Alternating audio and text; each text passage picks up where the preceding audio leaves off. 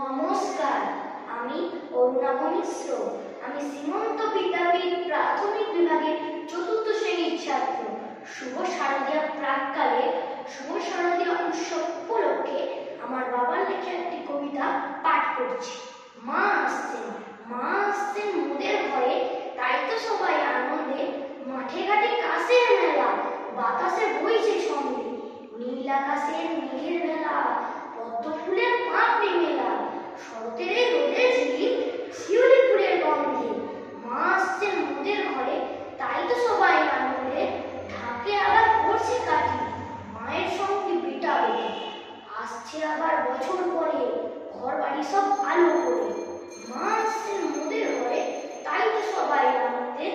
আমার এই কবিতাটি মায়ের মন্ত্রের মধ্যে দিয়ে শেষ করবে। যা দেবী সর্বভূতেষু মাতৃরূপেণ সংস্থিতা, নমস্তস্যৈ নমস্তস্যৈ নমস্তস্যৈ নমো নমঃ। ওম সর্বমঙ্গলমঙ্গলে শিবে সর্বার্থসাধিকে শরণ্যে ত্র্যম্বকে গৌরি নারায়ণী নমস্তুতে। নমস্কার।